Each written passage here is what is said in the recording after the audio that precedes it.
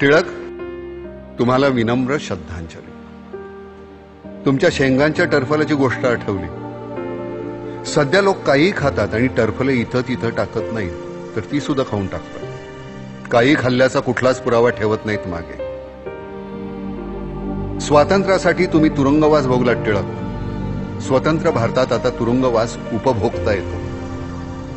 मंडालेहून निघालेल्या स्वातंत्र्याचा रोड आता आर्थर रोड पाशी येऊन थांबलाय.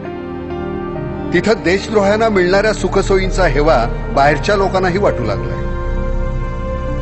तुम्ही लिहिलं गीता रहस्य. गीतेतली बरीच रहस्य आता नव्यानं उलगडू लागली. कौरव पांडवांसारखे उगीच राज्यासाठी लढत बसत नाहीत कुणी हल्ली, तर युती आणि आघाडी करून सत्ता उपभोगतात.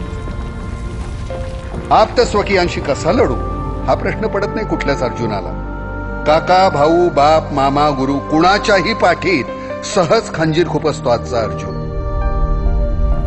वस्त्रहरण तर नित्याच झालंय, पण कृष्णानं पाठवलेली वस्त्र कधीच पोचत नाही कुठल्याच द्रौपदीपर्यंत. टिळक, आता केसरी या शब्दाचा अर्थही कळत नाही कोणाला. गर्जना करणाऱ्या कुठल्याच सिंहाचा भरोसा उरला नाही. सांगता येत नाही कधी कुणाच्या ताठाखालचं मांजर बनून जाईल.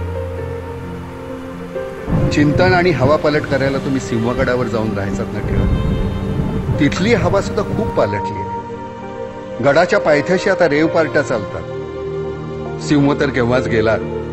गड राखणंही आता कठीण झालंय. तुम्ही सार्वजनिक केलेला गणेश उत्सव मात्र खूप लोकप्रिय होतोय दिवसेंदिवस.